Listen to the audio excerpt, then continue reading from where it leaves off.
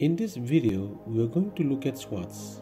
So what is swatches? Swatches are a set of custom created colors that you apply without remembering the hex value of that color. So you can set as default and then you can use them to apply to text or apply to shape. Let's see how we can do that in Glaxnimate.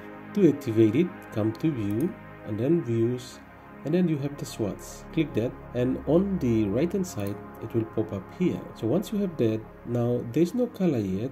You have to create a custom color. To do that, you can see the plus and minus. Minus means remove and plus means add. So let's add the color. So here we are adding a color. If you want to leave this color as it is, you can leave it like that and add a new one. But it will have the same color. To edit it, selecting it and do a right click and edit color.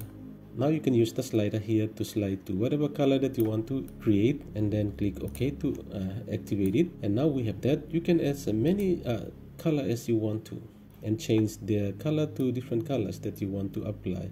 Now when you want to apply that to a shape or text, let's click on our little shape here, and now you can see that we have just applied that color too. But to change to a different color, click on the select tool, click on the canvas, and then click on this shape again and change the color. Instead of coming to fill and select the color, you simply use the swatch to simply apply the color to it. So that's how we can create a custom color here so that we can be able to use whatever we want to apply to text or to shape. That's all for this video, and thank you for watching. Thank you for everyone who have subscribed to our channel. Thank you very much. See you all back again in another video.